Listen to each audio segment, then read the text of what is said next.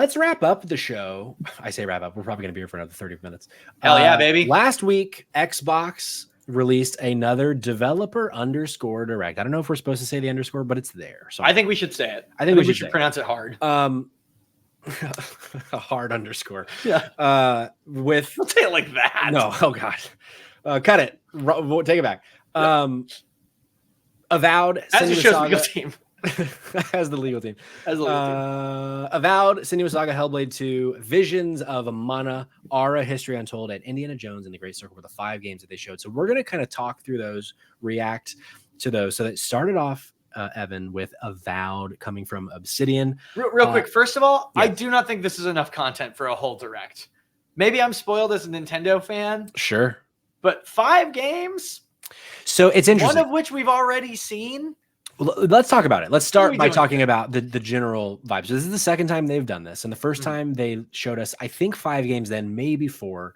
And they that's when they shadow dropped. What was the rhythm game from last year? Gosh.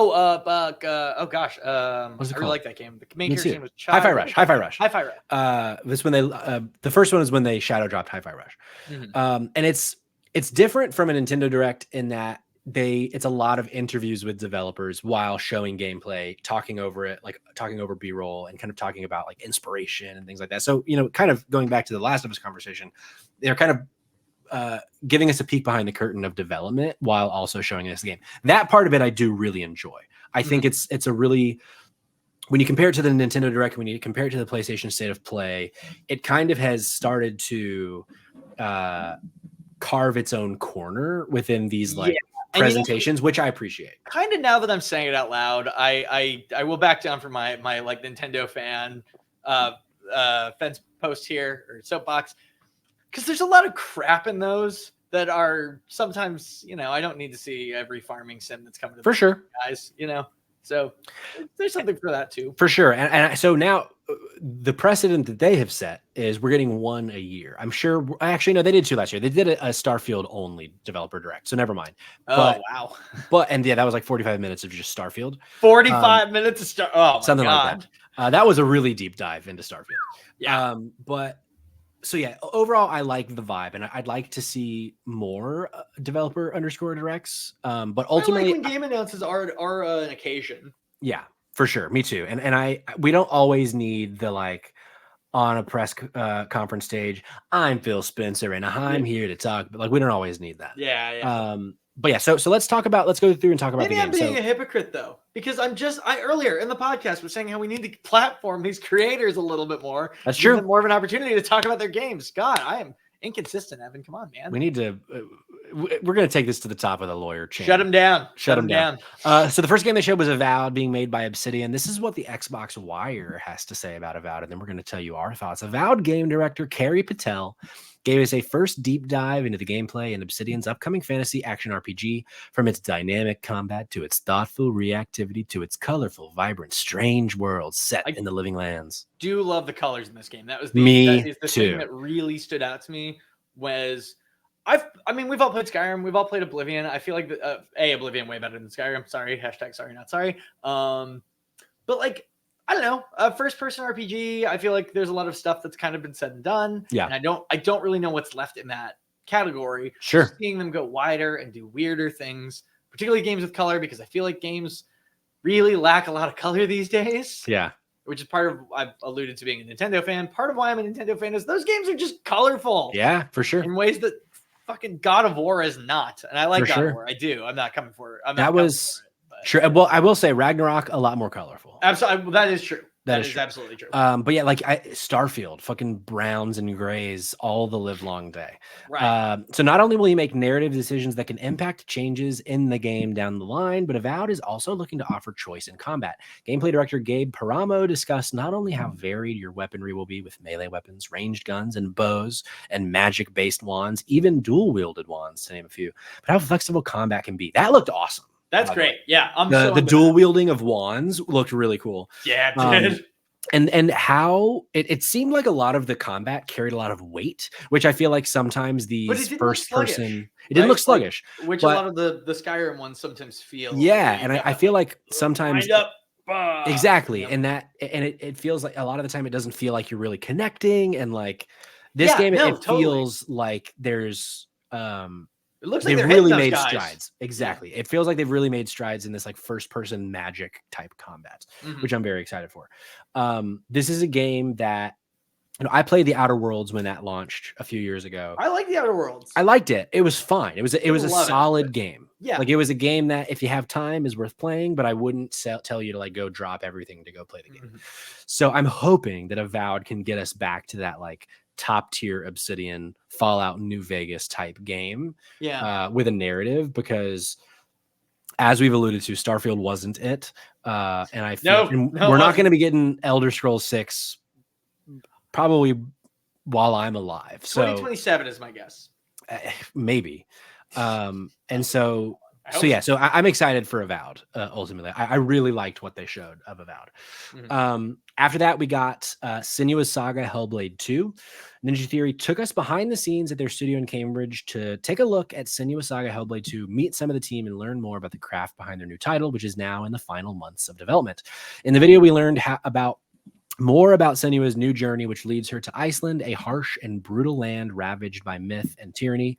We were given a new look at Senua's experiences of the world, seen through her eyes as someone who experiences psychosis, and saw some of Senua's visceral and violent battles with the Draugr. I'm going to pull up B-roll here.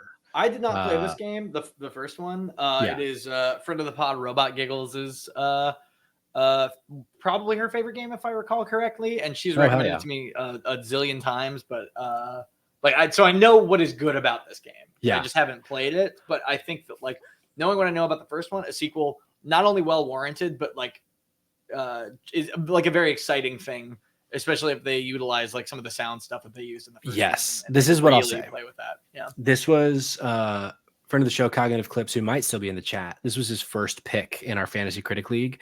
And at the end of last year, I made the prediction that I think it's very possible that this game is like wins multiple Game of the Year awards. Really? After seeing this presentation, I am more confident now than I was then. Wow. If the combat and like if the game feels like it carries weight and it's not just cutscene after cutscene. Here I was gonna say, so here's my worry with the game, with any game like this. Think of the games of the years that we had in recent memory. And seldom are they this game. For sure. You know what I mean? Seldom, often they are something that is bringing something totally new to the table. It's your Baldur's Gates. It's your, whatever, right? So I'll be curious. I mean, if it's that good, I'm in. I'm here for it. I would rather something be amazing and mind-blowing. Me too. And the most interesting part of it to me, there was a line that the studio head said, their studio mission of crafting life-changing art with game-changing tech. So very much like behind the idea here and the DNA of this game is bringing new tech to the table for gaming, because this game, I don't know that the B-roll is doing it justice. This game looks unreal visually. Like it looks like if what they're showing us is how the game's actually going to look, this easily looks like it's going to be the most visually stunning game ever. I was going to say, I think this is the first game I have seen in a long time with like very realistic graphics that I'm like, holy shit. Yeah. Like that performance that that you just clicked by. I remember watching that at, I think it was the Game Awards, and thinking I was like, this is real. Like this, I thought this was a performance, and it is not. Yeah. And that's something I haven't felt since I first watched like Advent Children, where I literally couldn't tell, Yeah. And I was obviously much younger, but like still, I don't think that has aged perfectly, but I remember that feeling of like, whoa, I can't believe they're doing this for sure. Yeah. And we got a release date of May 21st, 2024. So even though all of these games were said they're coming out in 2024, I doubt all of them do. This one, I think we can say for certain coming out in 2024. May isn't early enough. Even if they got to push it a few months, that's like exactly. But this, it looks really good. This was the highlight of the direct for me.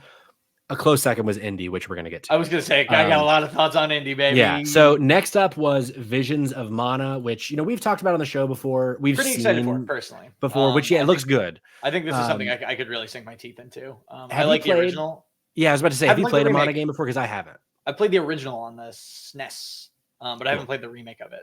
Gotcha. So I know Cayman's something I'd really like to. stoked for this game. I know Jordan Cognitive Clips is really stoked for this game. Shout Doesn't out. necessarily ring a Patrick game to me, No. but we'll see. Is it it's co-op? Is it co-op? That I don't know. I think the original, if I recall, the original was.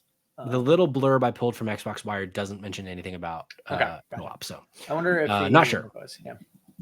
But yeah, it looks good, and it seems like for the people that are super interested in this game, they seem to be really happy with it. After this was Aura History Untold, which I'm going to be honest, we're going to skip because we're not a strategy city building battlefield war game audience here. So just not people. Just the people don't clamor for it. Not our thing. But it did get a release window of sometime in, I think, fall 2024. So if these games are your thing, I'm sure you've already seen this, and I won't have much to say about it. And then after that, they closed the show with Indiana Jones and the Great Circle. The official reveal of Indiana Jones and the Great Circle was debuted during develop. I just like they fucking did it. It looks amazing. With over 13 minutes of gameplay footage and developer insights, this new journey starring the legendary archaeologist comes from the award-winning team at Machine Games, the minds behind Wolfenstein: The New Order and Wolfenstein: The New Colossus, in collaboration with Lucasfilm Games and executive produced by Bethesda Game Studios' Todd Howard. Hearing him talk about, like, I've had this vision for this game, the time period I want it to be set, and once I knew who could make it, like Machine Games, it was all like steam ahead. I think has me so jacked for this. That game. They could take inspiration from such big properties like Tomb Raider and Uncharted and create like this wholly new IP. No, it is fun. It is funny to see the kind of inspiration from those games in this series, which are obviously it's like the snake eating its own tail, but in like a good way, right? Yeah. Which is it's fascinating. There's an anime I love called Devilman Crybaby, where I saw like a sequence that was from the original Devilman from like I want to say the 70s or the 80s that went on to inspire like 2 or 3 of these other anime, and then the new remake is pulling things from those anime as cool. like homages, and it's like I don't know, it's just cool to see it build on those things. That's really cool. Yeah, absolutely. And this reminds me of that in some ways. Yeah, I was so impressed with this because I know there was a lot of worry about a first-person indie game, and we weren't sure. Could not believe this was a first person. By the way, can't like I was like this, I'm so excited that it's not third person. Yeah, and that's something I didn't even know I wanted. You know what I mean? Yeah, it's one of those things where a lot of people were like, "Man, I'm so shocked it's not third person," but it's like I kind of always felt like this was going to be first person because it's Machine Games. Like they've only ever done first person, and they do it so well. I just feel like the IP games, like Marvel's Avengers or Spider-Man. Well, I guess all the Marvel games, right? Like every Star Wars game for the most part in recent memory has been a third person like exploration game, and they've all kind of felt the same in a lot of ways. Sure. Not that I haven't liked some of those games, I absolutely have, but I was expecting that sort of like over the shoulder third person camera that a lot of these games end up being. I think in that opening bit when Todd Howard was talking about like I've been trying to figure out like which developer would be best for this vision, and then he said Machine Games. I was like, which we knew it was Machine Games. Once I heard him say that, I was like, oh, this is absolutely going to be first person because that's what they're good at. That's what they do. Yeah. No, I don't. I mean, like, I certainly don't think that that's a wrong assumption. I just like for sure believe it. And like these guys made like the Wolfenstein games and stuff, so they know how to make killing Nazis real exactly fun. Exactly. But I think it's just very cool. Yeah, and something too, like it's 99.9% first person, but there are some third person moments, like when you're climbing, when you're there are certain moments where it pans to third person. You're gonna see indie exactly, but it's gonna be a first person game. I'm very impressed with this. It says it's coming fall 2024. We'll see if that happens. I kind of don't expect it to. I'm thinking Christmas launch or November launch. I think tail end. I think they'll get it out for the holidays. Yeah. John in the chat makes a great point. 2 great points, actually. I bet the storyline is better than the last 2 movies combined, almost guaranteed. And second, first person will differentiate it from Tomb Raider, etc. So like Nathan Drake, like, which I think probably was also part of this because those games, you made the joke, like those games were very much inspired by indie. They're Indiana Jones. They're like, we couldn't make an Indiana Jones game, so we're making this instead. Right. You know? So I think it's cool. Which is great, right? For sure. So I think that's also a good way to differentiate it. Like, and we're going to make this our you own. don't have anybody talking about, by the way, just to allude to something we were talking about earlier, you don't have anybody being like, well, Spielberg needs to sue Uncharted, you know? Sure. Even though he's just Indiana Jones with guns. That's all he is, man. Sure, you know? sure. Yeah. Mark Wahlberg. That's funny that we had a bit of a jinx situation with John in the chat, Indiana Jones with guns. Yeah. But yeah, so this was, I was really impressed with this.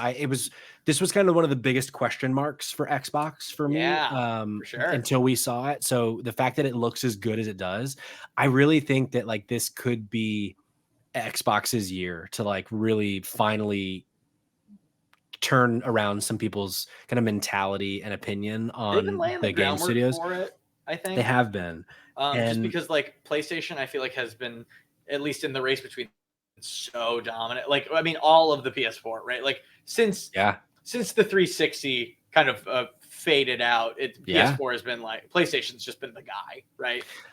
But I feel like stuff, the Battle Pass being, I feel like supporting the stuff that isn't like immediately red hot, but will be and could be. Like, for instance, this is, I think you're totally right.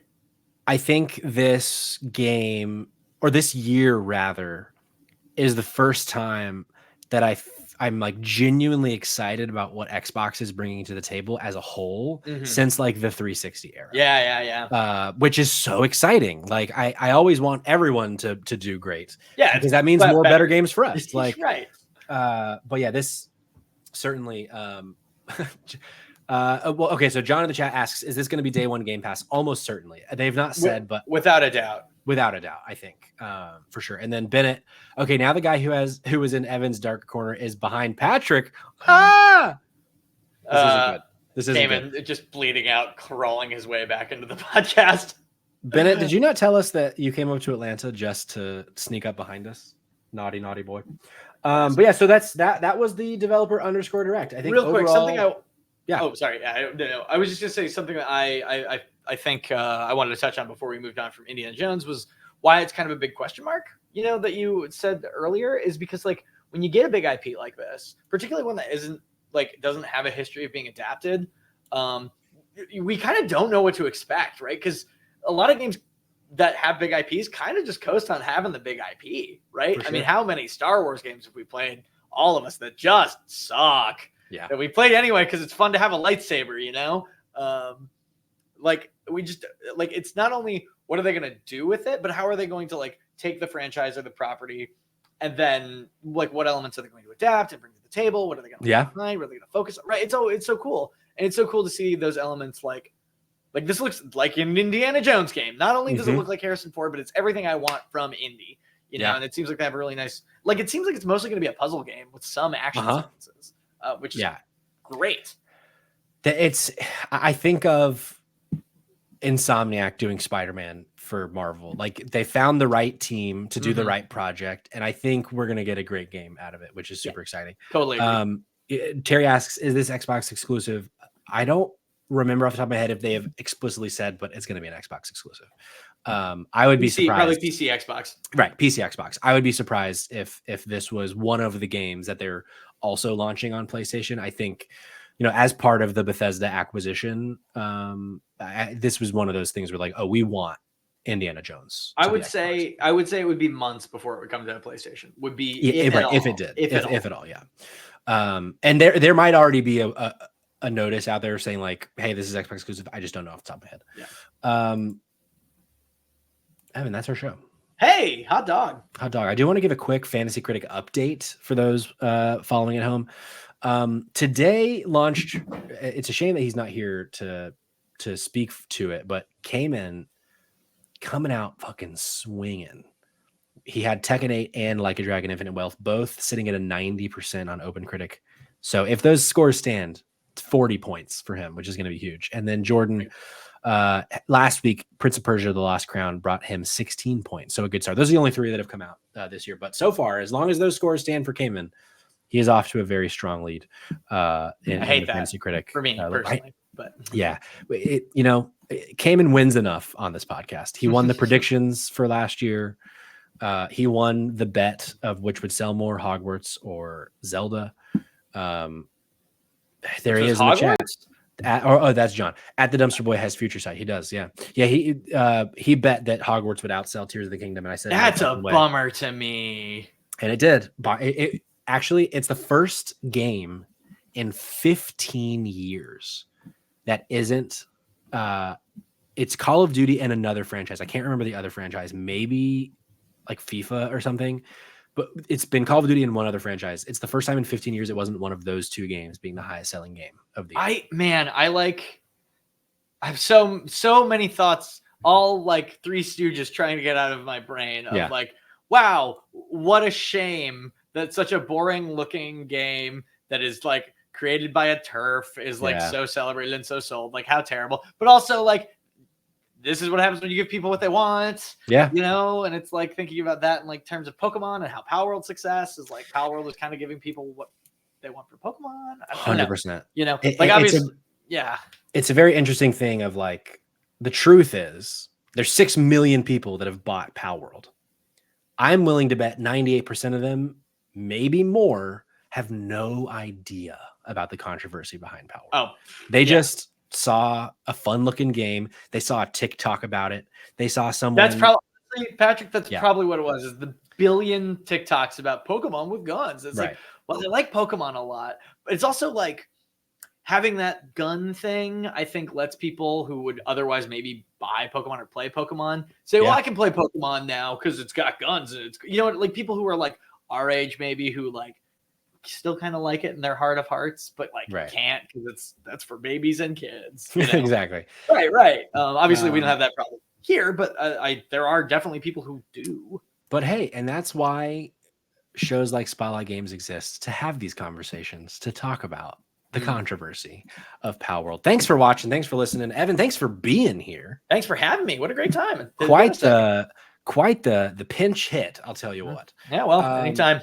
Since you're here, is there anything at home that you want to, or is it for the folks at home? Is there anything that you want to plug? Anything social wise that you want to tell them about? Oh gosh, sure. I do a show called Cineprob in Atlanta, which if you are local to Atlanta, please come see it. We do it the third Thursday of every month at Round Trip Brewing.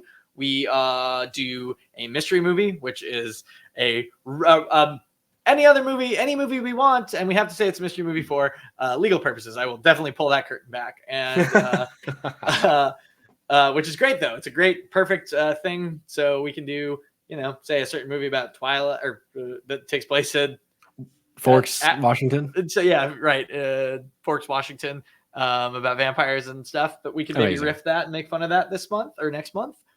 And also, I've started doing cartoons and stuff on my Instagram at Evan Berenicio. If you are interested in that kind of thing, it's pretty fun. They're so good.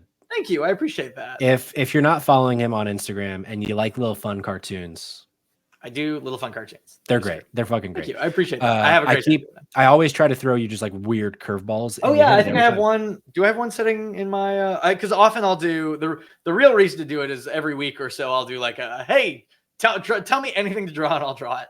Yeah. And Patrick always says my this week's suggestion was the American Psycho business card scene, but I want to get to that one. That's a great one. So that'll be fun. If you want to follow the pod, if you're not already, you can follow us on Twitter at Spot Games Pod. Everywhere else, including TikTok, Twitch, YouTube, we are at Spotlight Games Pod. Tomorrow night, if you're live, we're going to be streaming The Last of Us Part 2 Remastered, No Return, probably 8 o'clock. I haven't decided on a time, but probably 8. We'll be back next week, Tuesday at 8 p.m. Eastern Time, right here on twitch.tv/Spotlight GameSpot. Thanks for watching. Thanks for listening. Until then, don't forget,